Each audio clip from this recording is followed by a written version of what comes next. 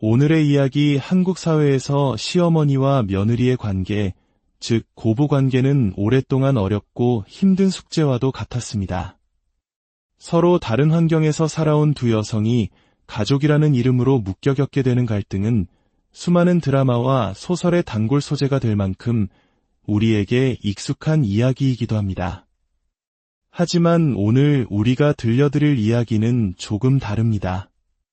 혹독한 시집살이를 대물림하지 않으려 노력했던 한 시어머니와 그런 시어머니를 만나 세상 누구도 부럽지 않은 결혼 생활을 했던 한 며느리, 그리고 그 평화롭던 가정에 들어온 또 다른 며느리로 인해 모든 것이 송두리째 흔들리게 된 한 가족의 기록입니다. 이야기는 누군가에겐 분노를, 또 다른 누군가에겐 안타까움을 자아낼 것입니다. 남들이 모두 부러워하는 복을 스스로 걷어차버린 한 사람의 선택이 어떤 비극을 낳았는지 지금부터 그 기가 막힌 사연 속으로 들어가 보겠습니다. 저의 어린 시절 기억 속에는 늘 고소한 기름 냄새가 가득했습니다. 부모님과 할머니께서는 오랫동안 동네에서 방앗간을 운영하셨습니다. 찹쌀, 맵쌀, 콩 같은 곡물을 곱게 빻아 가루로 만들고 참깨나 들깨를 눌러 짜낸 기름을 팔기도 하셨죠. 그 덕에 저희 집은 언제나 구수한 향기가 떠나지 않았습니다.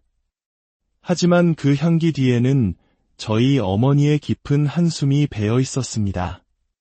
어머니는 시집 오신 첫날부터 할머니를 모시고 사셨는데 그 시집살이는 말로 다 할 수 없을 만큼 고되었습니다.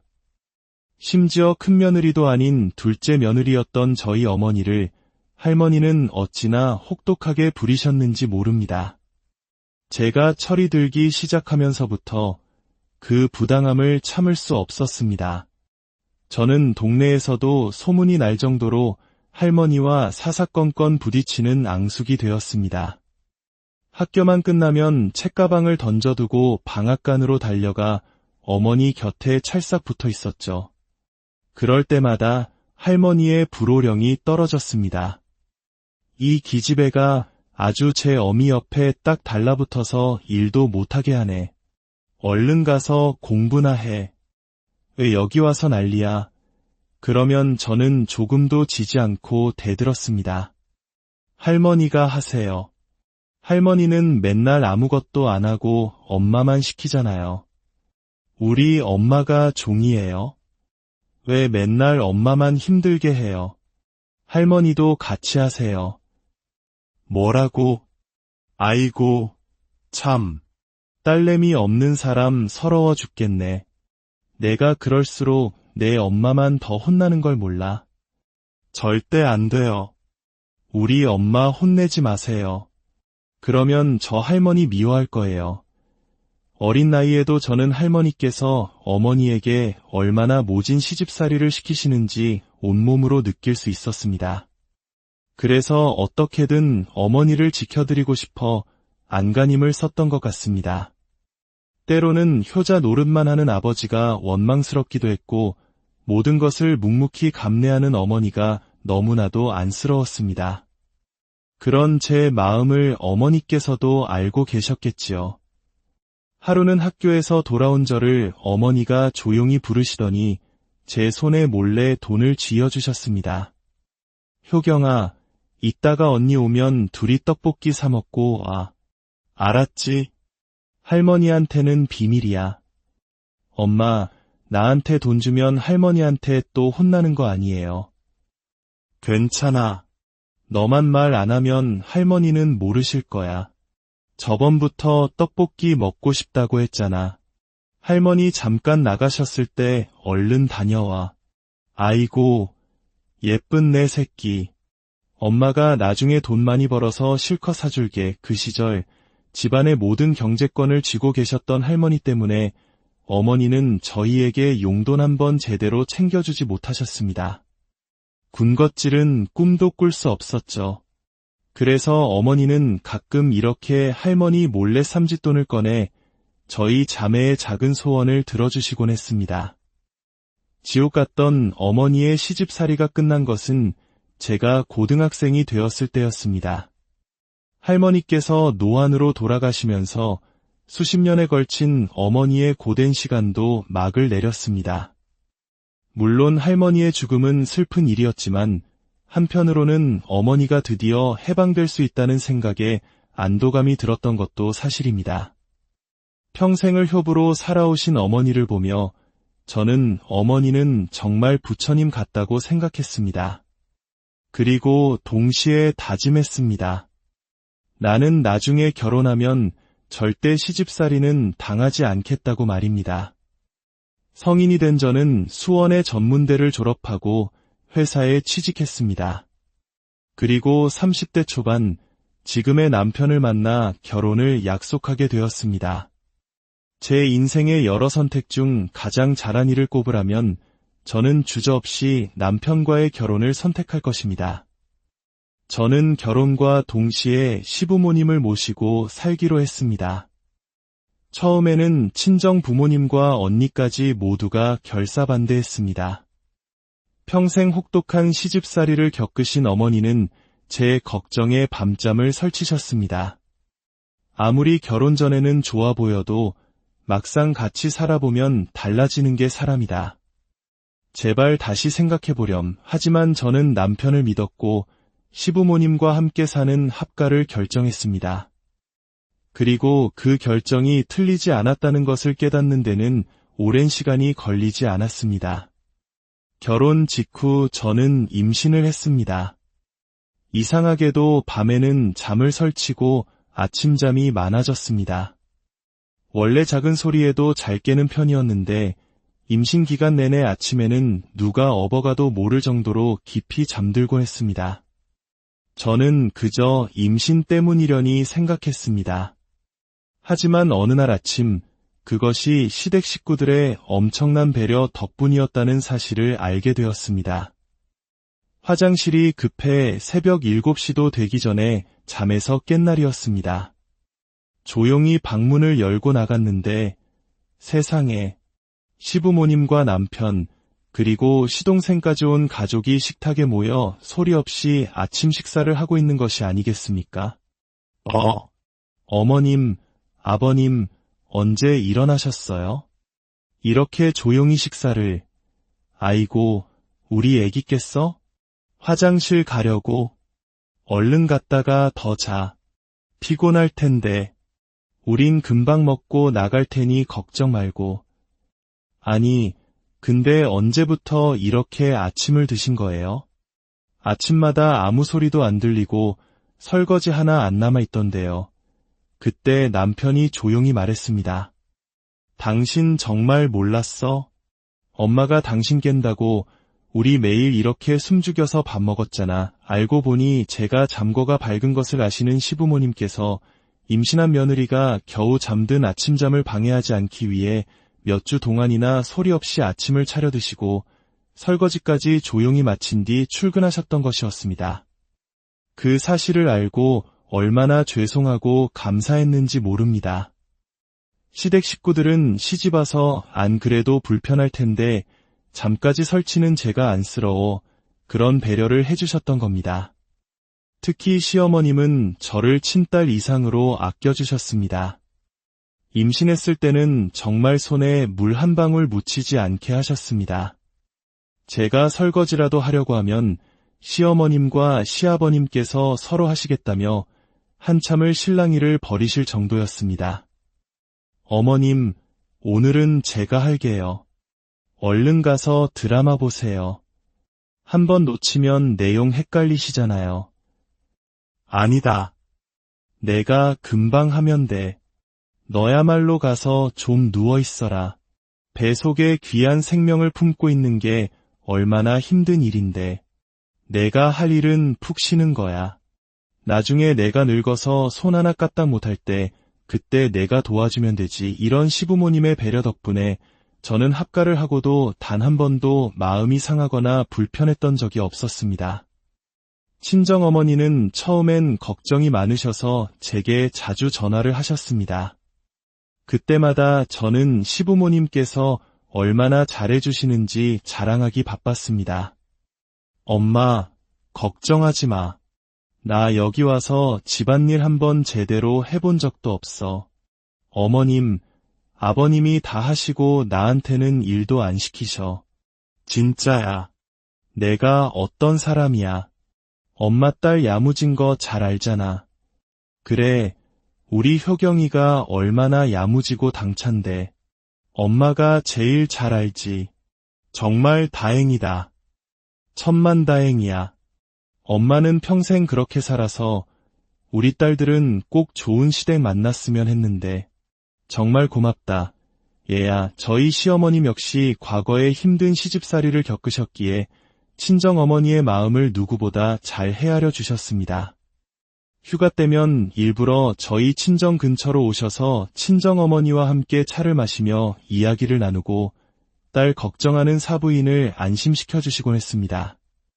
사부인, 따님을 어쩜 이리 귀하게 잘 키우셨어요. 우리 집안에 복덩이가 굴러 들어왔습니다. 무뚝뚝한 우리 아들들만 보다가 살가운 며느리가 챙겨주니 제가 요즘 사는 맛이 납니다. 이 모든 게 다 사부인 덕분입니다. 아닙니다. 사부인, 제 딸이 부족한 점이 많을 텐데 이렇게 예뻐해 주시니 제가 얼마나 감사한지 모릅니다. 두 분의 다정한 모습을 보며 저는 정말 결혼을 잘했다는 생각에 가슴이 벅차오르고 했습니다. 저희 집에는 다정한 시동생도 함께 살았습니다.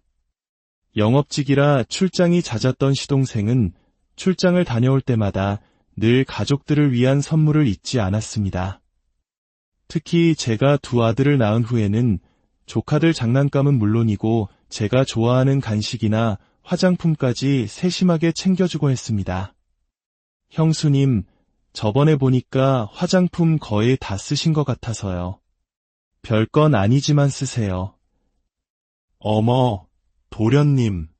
매번 이렇게 안 챙겨줘도 되는데. 고마워요. 제가 도련님 덕분에 호강하네요. 제가 더 감사하죠.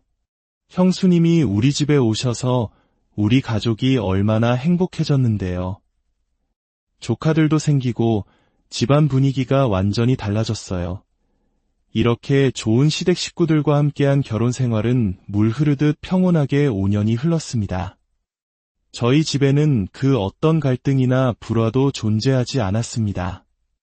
하지만 그 고요했던 평화는 시동생의 결혼과 함께 깨지기 시작했습니다. 제가 결혼한 지 5년이 되던 해 시동생이 결혼할 여자를 데려왔습니다. 처음 동서를 만났을 때 저는 깜짝 놀랐습니다. 인형처럼 화려하고 예쁜 외모 때문이었습니다. 오똑한 코, 커다란 눈, 조망만 한 얼굴. 하지만 어딘가 부자연스러운 성형을 많이 한 듯한 느낌이 드는 것도 사실이었습니다. 알고 보니 동서는 과거 성형외과 실장으로 오래 근무하며 자기 얼굴도 많이 고친 모양이었습니다. 처음에는 말수도 적고 조용한 성격인 줄로만 알았습니다. 그래서 제가 먼저 다가가기 위해 많이 노력했습니다. 하지만 결혼 후 1년쯤 지나자 동서는 점점 본색을 드러내기 시작했습니다. 어느 날 저녁 주방에서 시어머님과 저 그리고 동서가 함께 저녁 준비를 하고 있을 때였습니다. 동서가 갑자기 제 얼굴을 빤히 쳐다보며 말했습니다. 형님, 피부과 같은데 안 다니세요? 요즘은 보톡스 같은 건 기본으로 다 맞던데. 아, 난 그런 거 좀 무서워해서. 에이, 그래도 형님은 관리를 좀 하셔야겠어요.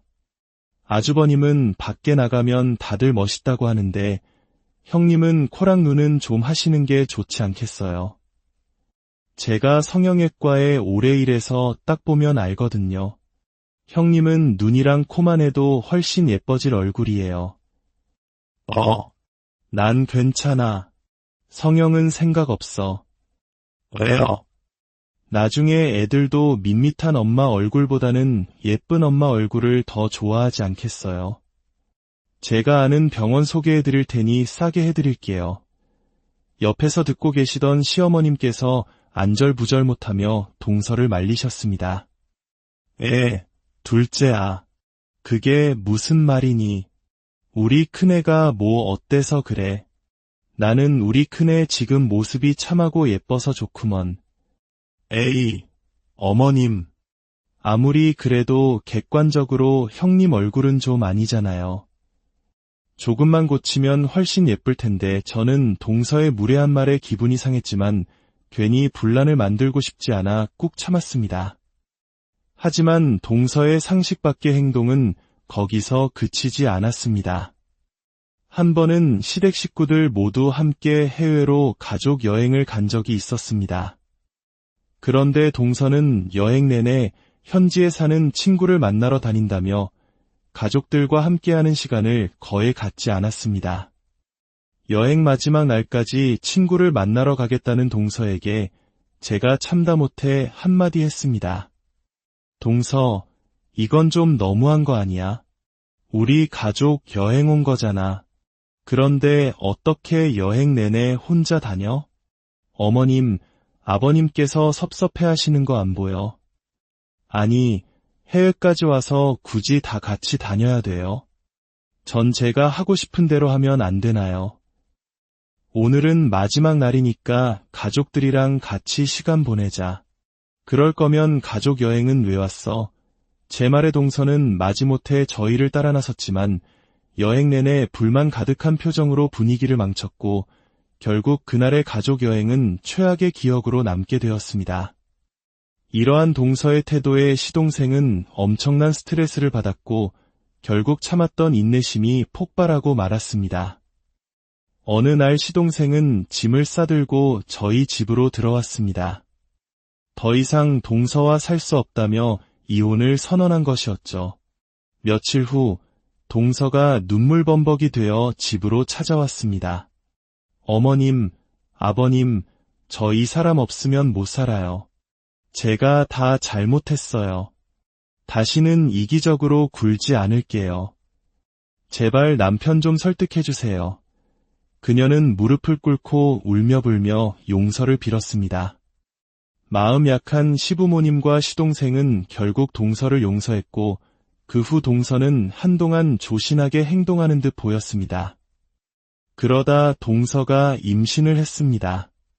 시동생이 결혼한 지 3년 만의 일이었습니다. 그런데 아이를 낳자마자 동서의 태도는 다시 180도 돌변했습니다. 시동생이 딸을 보물처럼 아끼는 것을 보고 이제 자신은 절대 버림받지 않을 것이라는 확신이라도 든 것 같았습니다. 그녀는 다시 예전처럼 집안일에 손 하나 까딱하지 않았습니다. 심지어 온 가족이 모여 음식을 장만하는 제삿날에도 동서는 주방 의자에 앉아 핸드폰만 들여다보고 있었습니다. 동서, 핸드폰 좀 내려놓고 이거 반찬 좀 그릇에 담아줘. 다들 바쁜 거 안 보여? 형님이 하세요. 전 바쁜데요. 뭐가 바빠? 지금 다 같이 일하고 있잖아. 형님이 하면 될 걸 왜 자꾸 저한테 시키세요? 어머님도 아무 말 안 하시는데 그 모습에 화가 머리끝까지 치밀었지만 시동생이 들어와 아내를 타이르는 것을 보고 겨우 참아 넘겼습니다. 그렇게 제사가 끝나고 동선의 가족이 돌아간 후 저는 집을 정리하고 있었습니다. 그때 시동생의 핸드폰 번호로 제게 전화가 걸려왔습니다. 전화를 건 사람은 다름 아닌 동서였습니다. 그런데 그녀의 목소리가 평소와는 너무나도 달랐습니다. 틱틱거리던 말투는 온데간데였고 아주 나긋나긋하고 상냥한 목소리였습니다. 형님, 오늘 정말 고생 많으셨어요. 제가 옆에서 많이 도와드렸어야 했는데 그러지 못해서 정말 죄송해요. 아니, 갑자기 왜 그래? 원래 하던 대로 해. 뭐 잘못 먹었어? 생각해보니 제가 형님한테 너무 무례하게 군 것 같아서요. 아, 그런데 형님, 혹시 작은 빵 선반 위에 제 핸드폰 있나요? 작은 빵? 아, 예전에 도련님 쓰던 방 말하는 거지? 여기 있네. 아, 거기다 뒀구나. 형님, 제가 내일 아침 일찍 찾으러 갈게요. 그거 그냥 핸드폰 무음으로 해두시고 전화 와도 절대 받지 마세요. 아셨죠? 그냥 꺼버리세요. 꼭이요. 동서는 몇 번이나 신신당부를 했습니다. 평소와 다른 과도한 친절함과 전화는 절대 받지 말라는 간곡한 부탁. 저는 어딘가 찜찜한 기분을 지울 수 없었습니다. 그날 밤 저는 씻기 위해 잠시 동서의 핸드폰을 침실에 두었습니다. 그런데 씻고 나오니 남편이 제게 말했습니다. 여보, 아까부터 이 핸드폰으로 계속 전화가 오던데 이 시간에 누구지? 여러 번 오는 걸 보니 무슨 급한 일인가 봐.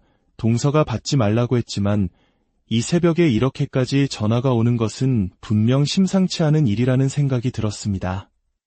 저는 수없이 고민하다 결국 그 전화를 받고 말았습니다. 그리고 수화기 너머로 들려온 목소리에 저는 그 자리에 얼어붙고 말았습니다. 혀가 잔뜩 꼬부라진 술에 취한 낯선 남자의 목소리였습니다. 야, 승연아, 왜 전화를 안 받아? 내가 얼마나 전화했는데 남편 옆에 있었어? 지금은 없는 거 아니야? 내가 얼마나 기다렸는데. 여보세요? 승연아, 무슨 말이라도 좀 해봐. 승연은 동서의 이름이었습니다. 남편이 있느니 없느니 하는 말에 저는 이것이 보통 사이가 아니라는 것을 직감하고 황급히 전화를 끊었습니다. 심장이 미친 듯이 뛰었습니다. 착하고 성실한 시동생의 얼굴이 머릿속을 떠나지 않아 잠을 이룰 수가 없었습니다. 다음 날 아침 저는 밤새 걸려왔던 그 번호로 문자를 보냈습니다. 동서인 척 위장한 것이었죠. 나 승연인데 어제 핸드폰이 망가져서 통화가 안 됐어. 지금 친정이라 통화는 어렵고 문자로 해. 그러자 1분도 채 되지 않아 답장이 왔습니다. 승연아, 얼마나 걱정했는지 알아? 난 또 내 남편한테 우리 사이 들킨 줄 알고 얼마나 놀랐다고. 월요일에 내 남편 출장 간다 그랬지? 우리 그때 여행 가자. 만난 지 2주년 기념으로. 너무 보고 싶다. 내가 많이 사랑하는 거 알지? 문자를 본 순간 온몸에 피가 차갑게 식는 것 같았습니다. 저는 이 사실을 즉시 남편에게 알렸고 남편은 떨리는 목소리로 시동생에게 연락했습니다.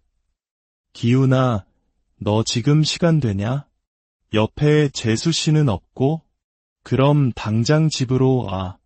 재수 씨한테는 말하지 말고 몰래 와야 한다. 시동생이 집에 도착하자 저희는 그에게 모든 사실을 털어놓았습니다. 그날 저희 집은 그야말로 아수라장이 되었습니다. 시부모님은 충격에 쓰러질 듯 경악하셨고 시동생은 아무 말도 못한 채 고개만 푹 숙이고 있었습니다. 시어머님은 울부짖으셨습니다. 기훈아, 너 혹시 알고 있었니? 내 처가 밖에서 이러고 다니는 거 정말 몰랐어? 안 그래도 요즘 좀 이상하다고 생각은 했지만 꿈에도 몰랐어요. 어떻게 이런 일이? 시아버님께서 불호령을 내리셨습니다. 당장 내 처를 불러라. 내 눈앞에 데려와. 도저히 용서 못한다. 바로 그때였습니다. 현관문이 열리고 아무것도 모르는 동서가 집으로 들어섰습니다. 제 핸드폰을 찾으러 온 것이었죠. 거실에 모여있는 가족들과 남편을 보고 그녀는 당황한 기색이 역력했습니다. 당신 여기 왜 있어? 다들 왜 이렇게 모여있는 거예요? 무슨 일 있어요? 시동생은 부들부들 떨리는 손으로 문자를 동서의 눈앞에 들이밀었습니다. 이거 봐. 이거 보고도 무슨 일이냐는 말이 나와 문자를 본 동서의 얼굴은 새하얗게 질렸습니다. 하지만 그녀는 끝까지 뻔뻔했습니다. 이게 뭔데 나한테 보여줘? 이거 형님 핸드폰이잖아. 여기 적힌 승현이가 나라는 증거 있어. 그래. 그렇게 떳떳하면 내 핸드폰 열어봐. 당장 열어보라고. 결국 동서는 시동생의 고함에 마지못해 자신의 핸드폰 잠금을 풀었습니다. 그것은 판도라의 상자가 열리는 순간이었습니다. 동서의 핸드폰 속에는 상관남과 나눈 충격적인 대화와 사진들이 가득했습니다. 모든 것이 들통나자 동서는 그제야 바닥에 무릎을 꿇고 오열하며 빌기 시작했습니다.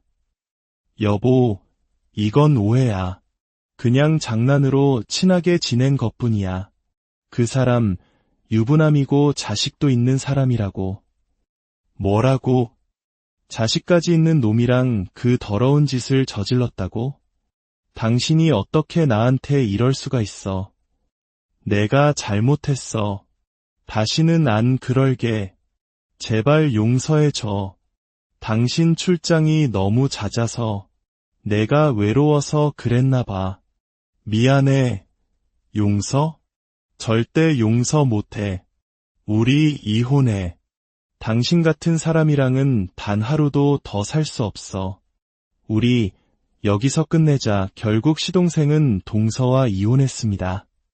스스로 걷어찬 복이 얼마나 큰 것이었는지 그녀는 이제라도 깨달았을까요?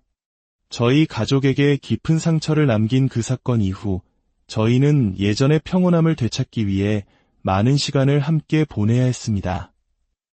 이 이야기는 우리에게 가족이라는 관계가 얼마나 소중하며 신뢰와 진심이 없는 관계는 얼마나 쉽게 무너질 수 있는지를 보여줍니다. 오늘의 이야기가 여러분의 삶과 관계를 돌아보는 작은 계기가 되었기를 바랍니다. 만약 이 이야기에 공감하셨다면 당신의 소중한 구독과 좋아요는 저희가 더 깊이 있고 의미 있는 이야기를 만드는 데 큰 힘이 됩니다. 오늘의 이야기 한국 사회에서 시어머니와 며느리의 관계, 즉 고부관계는 오랫동안 어렵고 힘든 숙제와도 같았습니다. 서로 다른 환경에서 살아온 두 여성이 가족이라는 이름으로 묶여 겪게 되는 갈등은 수많은 드라마와 소설의 단골 소재가 될 만큼 우리에게 익숙한 이야기이기도 합니다. 하지만 오늘 우리가 들려드릴 이야기는 조금 다릅니다. 혹독한 시집살이를 대물림하지 않으려 노력했던 한 시어머니와 그런 시어머니를 만나 세상 누구도 부럽지 않은 결혼 생활을 했던 한 며느리, 그리고 그 평화롭던 가정에 들어온 또 다른 며느리로 인해 모든 것이 송두리째 흔들리게 된 한 가족의 기록입니다. 이야기는 누군가에겐 분노를, 또 다른 누군가에겐 안타까움을 자아낼 것입니다. 남들이 모두 부러워하는 복을 스스로 걷어차버린 한 사람의 선택이 어떤 비극을 낳았는지 지금부터 그 기가 막힌 사연 속으로 들어가 보겠습니다. 저의 어린 시절 기억 속에는 늘 고소한 기름 냄새가 가득했습니다. 부모님과 할머니께서는 오랫동안 동네에서 방앗간을 운영하셨습니다. 찹쌀, 맵쌀, 콩 같은 곡물을 곱게 빻아 가루로 만들고 참깨나 들깨를 눌러 짜낸 기름을 팔기도 하셨죠. 그 덕에 저희 집은 언제나 구수한 향기가 떠나지 않았습니다. 하지만 그 향기 뒤에는 저희 어머니의 깊은 한숨이 배어 있었습니다. 어머니는 시집 오신 첫날부터 할머니를 모시고 사셨는데 그 시집살이는 말로 다 할 수 없을 만큼 고되었습니다. 심지어 큰며느리도 아닌 둘째 며느리였던 저희 어머니를 할머니는 어찌나 혹독하게 부리셨는지 모릅니다. 제가 철이 들기 시작하면서부터 그 부당함을 참을 수 없었습니다. 저는 동네에서도 소문이 날 정도로 할머니와 사사건건 부딪히는 앙숙이 되었습니다. 학교만 끝나면 책가방을 던져두고 방앗간으로 달려가 어머니 곁에 찰싹 붙어 있었죠. 그럴 때마다 할머니의 불호령이 떨어졌습니다. 이 기집애가 아주 제 어미 옆에 딱 달라붙어서 일도 못하게 하네. 얼른 가서 공부나 해. 왜 여기 와서 난리야. 그러면 저는 조금도 지지 않고 대들었습니다. 할머니가 하세요. 할머니는 맨날 아무것도 안 하고 엄마만 시키잖아요. 우리 엄마가 종이에요. 왜 맨날 엄마만 힘들게 해요? 할머니도 같이 하세요. 뭐라고? 아이고, 참. 딸내미 없는 사람 서러워 죽겠네. 내가 그럴수록 내 엄마만 더 혼나는 걸 몰라. 절대 안 돼요. 우리 엄마 혼내지 마세요. 그러면 저 할머니 미워할 거예요. 어린 나이에도 저는 할머니께서 어머니에게 얼마나 모진 시집살이를 시키시는지 온몸으로 느낄 수 있었습니다. 그래서 어떻게든 어머니를 지켜드리고 싶어 안간힘을 썼던 것 같습니다. 때로는 효자 노릇만 하는 아버지가 원망스럽기도 했고 모든 것을 묵묵히 감내하는 어머니가 너무나도 안쓰러웠습니다. 그런 제 마음을 어머니께서도 알고 계셨겠지요. 하루는 학교에서 돌아온 저를 어머니가 조용히 부르시더니 제 손에 몰래 돈을 쥐어주셨습니다. 효경아, 이따가 언니 오면 둘이 떡볶이 사 먹고 와. 알았지? 할머니한테는 비밀이야. 엄마, 나한테 돈 주면 할머니한테 또 혼나는 거 아니에요. 괜찮아. 너만 말 안 하면 할머니는 모르실 거야. 저번부터 떡볶이 먹고 싶다고 했잖아. 할머니 잠깐 나가셨을 때 얼른 다녀와. 아이고, 예쁜 내 새끼. 엄마가 나중에 돈 많이 벌어서 실컷 사줄게. 그 시절 집안의 모든 경제권을 쥐고 계셨던 할머니 때문에 어머니는 저희에게 용돈 한번 제대로 챙겨주지 못하셨습니다. 군것질은 꿈도 꿀 수 없었죠. 그래서 어머니는 가끔 이렇게 할머니 몰래 삼짓돈을 꺼내 저희 자매의 작은 소원을 들어주시곤 했습니다. 지옥 같던 어머니의 시집살이가 끝난 것은 제가 고등학생이 되었을 때였습니다. 할머니께서 노안으로 돌아가시면서 수십 년에 걸친 어머니의 고된 시간도 막을 내렸습니다. 물론 할머니의 죽음은 슬픈 일이었지만 한편으로는 어머니가 드디어 해방될 수 있다는 생각에 안도감이 들었던 것도 사실입니다. 평생을 효부로 살아오신 어머니를 보며 저는 어머니는 정말 부처님 같다고 생각했습니다. 그리고 동시에 다짐했습니다. 나는 나중에 결혼하면 절대 시집살이는 당하지 않겠다고 말입니다. 성인이 된 저는 수원의 전문대를 졸업하고 회사에 취직했습니다.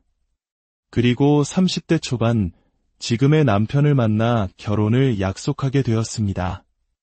제 인생의 여러 선택 중 가장 잘한 일을 꼽으라면 저는 주저없이 남편과의 결혼을 선택할 것입니다. 저는 결혼과 동시에 시부모님을 모시고 살기로 했습니다. 처음에는 친정 부모님과 언니까지 모두가 결사반대했습니다. 평생 혹독한 시집살이를 겪으신 어머니는 제 걱정에 밤잠을 설치셨습니다. 아무리 결혼 전에는 좋아 보여도 막상 같이 살아보면 달라지는 게 사람이다. 제발 다시 생각해보렴. 하지만 저는 남편을 믿었고 시부모님과 함께 사는 합가를 결정했습니다. 그리고 그 결정이 틀리지 않았다는 것을 깨닫는 데는 오랜 시간이 걸리지 않았습니다. 결혼 직후 저는 임신을 했습니다. 이상하게도 밤에는 잠을 설치고 아침잠이 많아졌습니다. 원래 작은 소리에도 잘 깨는 편이었는데 임신 기간 내내 아침에는 누가 업어가도 모를 정도로 깊이 잠들곤 했습니다. 저는 그저 임신 때문이려니 생각했습니다. 하지만 어느 날 아침 그것이 시댁 식구들의 엄청난 배려 덕분이었다는 사실을 알게 되었습니다. 화장실이 급해 새벽 7시도 되기 전에 잠에서 깬 날이었습니다.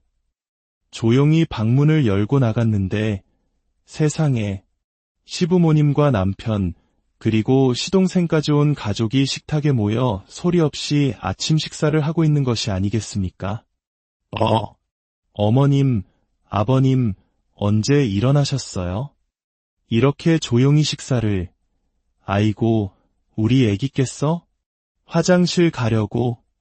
얼른 갔다가 더 자. 피곤할 텐데. 우린 금방 먹고 나갈 테니 걱정 말고. 아니, 근데 언제부터 이렇게 아침을 드신 거예요? 아침마다 아무 소리도 안 들리고 설거지 하나 안 남아있던데요. 그때 남편이 조용히 말했습니다. 당신 정말 몰랐어? 엄마가 당신 깬다고 우리 매일 이렇게 숨죽여서 밥 먹었잖아. 알고 보니 제가 잠궈가 밝은 것을 아시는 시부모님께서 임신한 며느리가 겨우 잠든 아침잠을 방해하지 않기 위해 몇 주 동안이나 소리 없이 아침을 차려 드시고 설거지까지 조용히 마친 뒤 출근하셨던 것이었습니다. 그 사실을 알고 얼마나 죄송하고 감사했는지 모릅니다. 시댁 식구들은 시집와서 안 그래도 불편할 텐데 잠까지 설치는 제가 안쓰러워 그런 배려를 해주셨던 겁니다. 특히 시어머님은 저를 친딸 이상으로 아껴주셨습니다. 임신했을 때는 정말 손에 물 한 방울 묻히지 않게 하셨습니다. 제가 설거지라도 하려고 하면 시어머님과 시아버님께서 서로 하시겠다며 한참을 실랑이를 벌이실 정도였습니다. 어머님, 오늘은 제가 할게요. 얼른 가서 드라마 보세요. 한번 놓치면 내용 헷갈리시잖아요. 아니다. 내가 금방 하면 돼. 너야말로 가서 좀 누워 있어라. 배 속에 귀한 생명을 품고 있는 게 얼마나 힘든 일인데. 내가 할 일은 푹 쉬는 거야. 나중에 내가 늙어서 손 하나 까딱 못할 때 그때 내가 도와주면 되지. 이런 시부모님의 배려 덕분에 저는 합가를 하고도 단 한 번도 마음이 상하거나 불편했던 적이 없었습니다. 친정어머니는 처음엔 걱정이 많으셔서 제게 자주 전화를 하셨습니다. 그때마다 저는 시부모님께서 얼마나 잘해주시는지 자랑하기 바빴습니다. 엄마, 걱정하지 마. 나 여기 와서 집안일 한번 제대로 해본 적도 없어.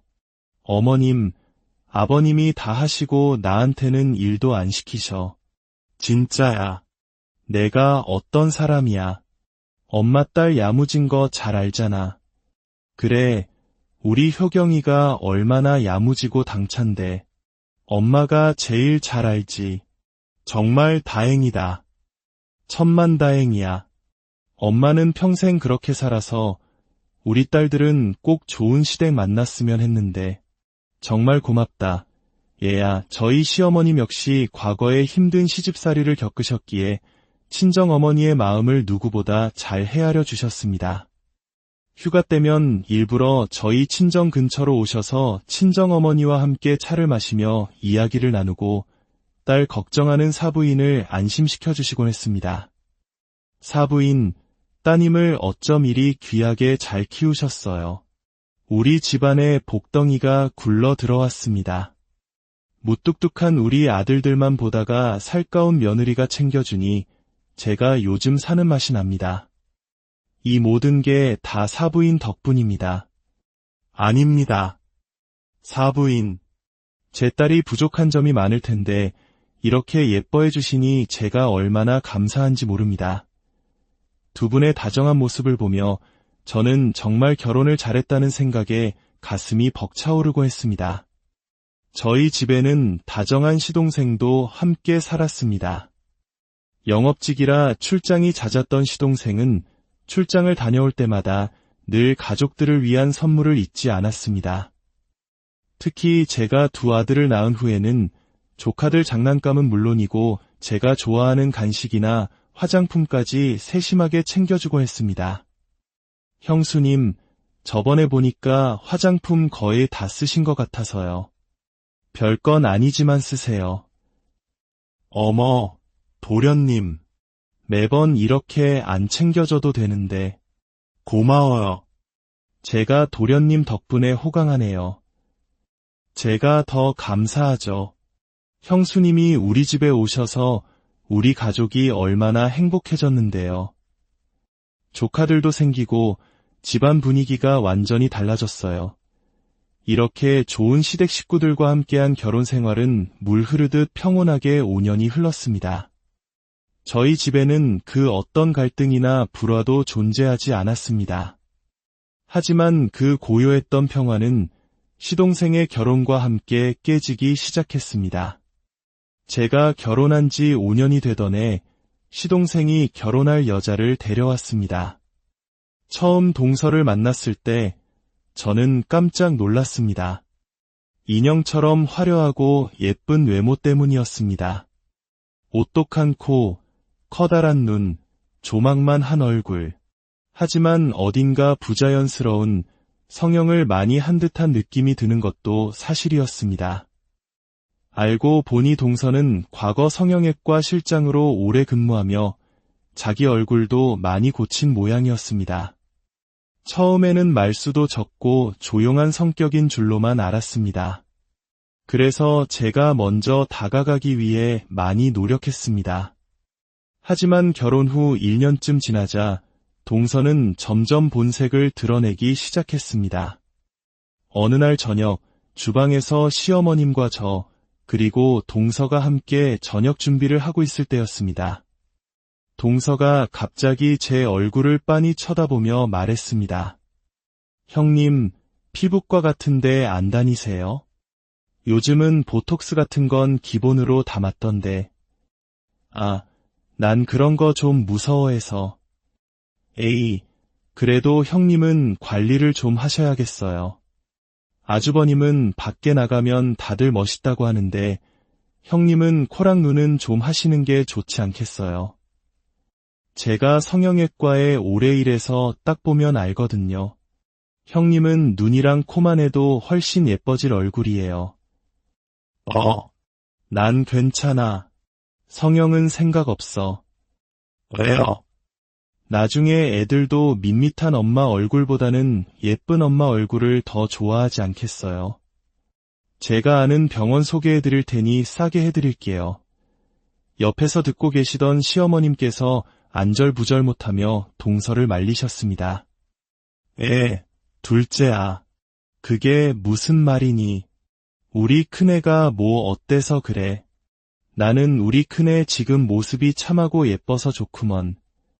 에이, 어머님. 아무리 그래도 객관적으로 형님 얼굴은 좀 아니잖아요. 조금만 고치면 훨씬 예쁠 텐데 저는 동서의 무례한 말에 기분이 상했지만 괜히 분란을 만들고 싶지 않아 꾹 참았습니다. 하지만 동서의 상식 밖의 행동은 거기서 그치지 않았습니다. 한 번은 시댁 식구들 모두 함께 해외로 가족 여행을 간 적이 있었습니다. 그런데 동서는 여행 내내 현지에 사는 친구를 만나러 다닌다며 가족들과 함께하는 시간을 거의 갖지 않았습니다. 여행 마지막 날까지 친구를 만나러 가겠다는 동서에게 제가 참다 못해 한마디 했습니다. 동서, 이건 좀 너무한 거 아니야?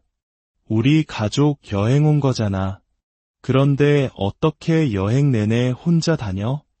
어머님, 아버님께서 섭섭해 하시는 거 안 보여? 아니, 해외까지 와서 굳이 다 같이 다녀야 돼요? 전 제가 하고 싶은 대로 하면 안 되나요?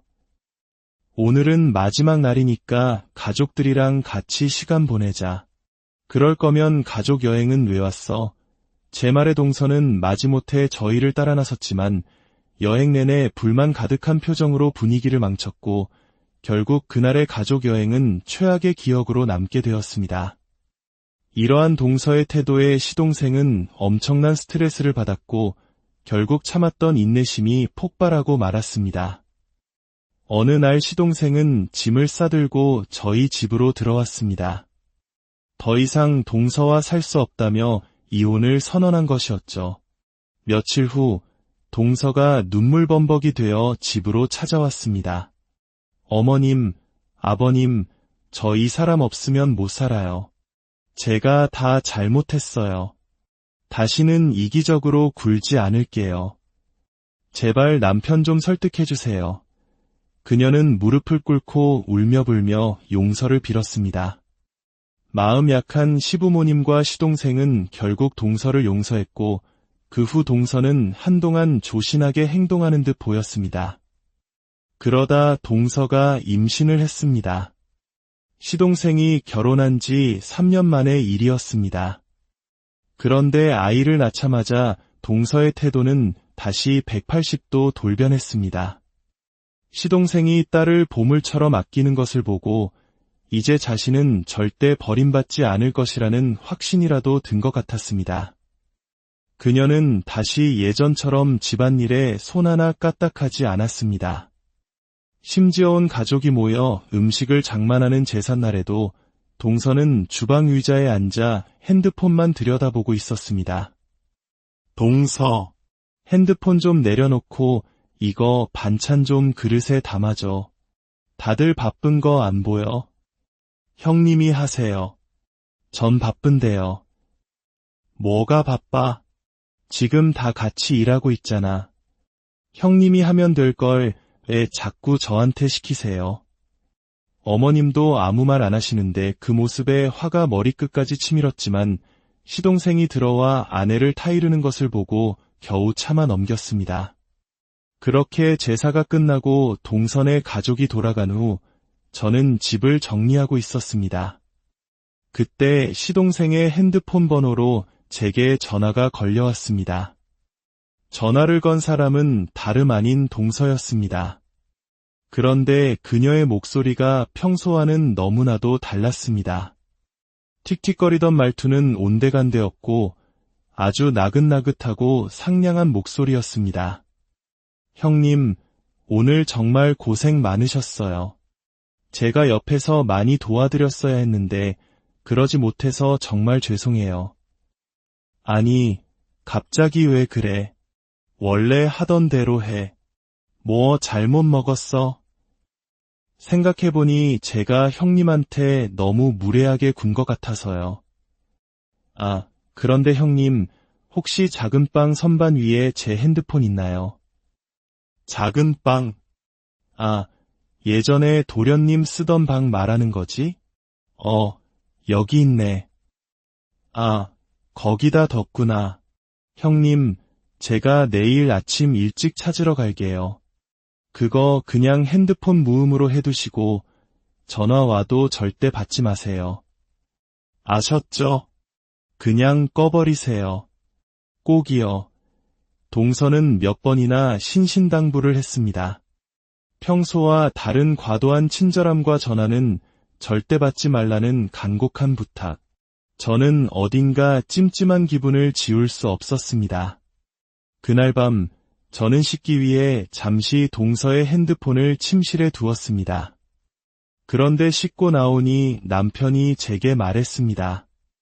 여보, 아까부터 이 핸드폰으로 계속 전화가 오던데 이 시간에 누구지? 여러 번 오는 걸 보니 무슨 급한 일인가 봐. 동서가 받지 말라고 했지만 이 새벽에 이렇게까지 전화가 오는 것은 분명 심상치 않은 일이라는 생각이 들었습니다. 저는 수없이 고민하다 결국 그 전화를 받고 말았습니다. 그리고 수화기 너머로 들려온 목소리에 저는 그 자리에 얼어붙고 말았습니다. 혀가 잔뜩 꼬부라진 술에 취한 낯선 남자의 목소리였습니다. 야, 승연아, 왜 전화를 안 받아? 내가 얼마나 전화했는데 남편 옆에 있었어? 지금은 없는 거 아니야? 내가 얼마나 기다렸는데. 여보세요? 승연아, 무슨 말이라도 좀 해봐. 승연은 동서의 이름이었습니다. 남편이 있느니 없느니 하는 말에 저는 이것이 보통 사이가 아니라는 것을 직감하고 황급히 전화를 끊었습니다. 심장이 미친 듯이 뛰었습니다. 착하고 성실한 시동생의 얼굴이 머릿속을 떠나지 않아 잠을 이룰 수가 없었습니다. 다음 날 아침 저는 밤새 걸려왔던 그 번호로 문자를 보냈습니다. 동서인 척 위장한 것이었죠. 나 승연인데 어제 핸드폰이 망가져서 통화가 안 됐어. 지금 친정이라 통화는 어렵고 문자로 해. 그러자 1분도 채 되지 않아 답장이 왔습니다. 승연아, 얼마나 걱정했는지 알아? 난 또 내 남편한테 우리 사이 들킨 줄 알고 얼마나 놀랐다고. 월요일에 내 남편 출장 간다 그랬지? 우리 그때 여행 가자. 만난 지 2주년 기념으로. 너무 보고 싶다. 내가 많이 사랑하는 거 알지? 문자를 본 순간 온몸에 피가 차갑게 식는 것 같았습니다. 저는 이 사실을 즉시 남편에게 알렸고 남편은 떨리는 목소리로 시동생에게 연락했습니다. 기훈아, 너 지금 시간 되냐? 옆에 재수 씨는 없고? 그럼 당장 집으로 와. 재수 씨한테는 말하지 말고 몰래 와야 한다. 시동생이 집에 도착하자 저희는 그에게 모든 사실을 털어놓았습니다. 그날 저희 집은 그야말로 아수라장이 되었습니다. 시부모님은 충격에 쓰러질 듯 경악하셨고 시동생은 아무 말도 못한 채 고개만 푹 숙이고 있었습니다. 시어머님은 울부짖으셨습니다. 기훈아, 너 혹시 알고 있었니? 내 처가 밖에서 이러고 다니는 거 정말 몰랐어? 안 그래도 요즘 좀 이상하다고 생각은 했지만 꿈에도 몰랐어요. 어떻게 이런 일이? 시아버님께서 불호령을 내리셨습니다. 당장 내 처를 불러라. 내 눈앞에 데려와. 도저히 용서 못한다. 바로 그때였습니다. 현관문이 열리고 아무것도 모르는 동서가 집으로 들어섰습니다. 제 핸드폰을 찾으러 온 것이었죠.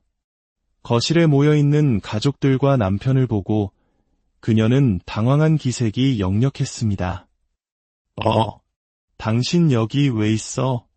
다들 왜 이렇게 모여있는 거예요? 무슨 일 있어요? 시동생은 부들부들 떨리는 손으로 문자를 동서의 눈앞에 들이밀었습니다. 이거 봐. 이거 보고도 무슨 일이냐는 말이 나와 문자를 본 동서의 얼굴은 새하얗게 질렸습니다. 하지만 그녀는 끝까지 뻔뻔했습니다. 이게 뭔데 나한테 보여줘? 이거 형님 핸드폰이잖아. 여기 적힌 승연이가 나라는 증거 있어. 그래. 그렇게 떳떳하면 내 핸드폰 열어봐. 당장 열어보라고. 결국 동서는 시동생의 고함에 마지못해 자신의 핸드폰 잠금을 풀었습니다. 그것은 판도라의 상자가 열리는 순간이었습니다. 동서의 핸드폰 속에는 상관남과 나눈 충격적인 대화와 사진들이 가득했습니다. 모든 것이 들통나자 동서는 그제야 바닥에 무릎을 꿇고 오열하며 빌기 시작했습니다. 여보, 이건 오해야. 그냥 장난으로 친하게 지낸 것뿐이야. 그 사람 유부남이고 자식도 있는 사람이라고. 뭐라고? 자식까지 있는 놈이랑 그 더러운 짓을 저질렀다고? 당신이 어떻게 나한테 이럴 수가 있어. 내가 잘못했어. 다시는 안 그럴게. 제발 용서해줘. 당신 출장이 너무 잦아서 내가 외로워서 그랬나 봐. 미안해. 용서? 절대 용서 못해. 우리 이혼해. 당신 같은 사람이랑은 단 하루도 더 살 수 없어. 우리 여기서 끝내자. 결국 시동생은 동서와 이혼했습니다. 스스로 걷어찬 복이 얼마나 큰 것이었는지 그녀는 이제라도 깨달았을까요? 저희 가족에게 깊은 상처를 남긴 그 사건 이후 저희는 예전의 평온함을 되찾기 위해 많은 시간을 함께 보내야 했습니다. 이 이야기는 우리에게 가족이라는 관계가 얼마나 소중하며 신뢰와 진심이 없는 관계는 얼마나 쉽게 무너질 수 있는지를 보여줍니다. 오늘의 이야기가 여러분의 삶과 관계를 돌아보는 작은 계기가 되었기를 바랍니다. 만약 이 이야기에 공감하셨다면 당신의 소중한 구독과 좋아요는 저희가 더 깊이 있고 의미 있는 이야기를 만드는 데 큰 힘이 됩니다. 오늘의 이야기 한국 사회에서 시어머니와 며느리의 관계, 즉 고부관계는 오랫동안 어렵고 힘든 숙제와도 같았습니다. 서로 다른 환경에서 살아온 두 여성이 가족이라는 이름으로 묶여 겪게 되는 갈등은 수많은 드라마와 소설의 단골 소재가 될 만큼 우리에게 익숙한 이야기이기도 합니다. 하지만 오늘 우리가 들려드릴 이야기는 조금 다릅니다. 혹독한 시집살이를 대물림하지 않으려 노력했던 한 시어머니와 그런 시어머니를 만나 세상 누구도 부럽지 않은 결혼 생활을 했던 한 며느리, 그리고 그 평화롭던 가정에 들어온 또 다른 며느리로 인해 모든 것이 송두리째 흔들리게 된 한 가족의 기록입니다. 이야기는 누군가에겐 분노를, 또 다른 누군가에겐 안타까움을 자아낼 것입니다. 남들이 모두 부러워하는 복을 스스로 걷어차버린 한 사람의 선택이 어떤 비극을 낳았는지 지금부터 그 기가 막힌 사연 속으로 들어가 보겠습니다. 저의 어린 시절 기억 속에는 늘 고소한 기름 냄새가 가득했습니다. 부모님과 할머니께서는 오랫동안 동네에서 방앗간을 운영하셨습니다.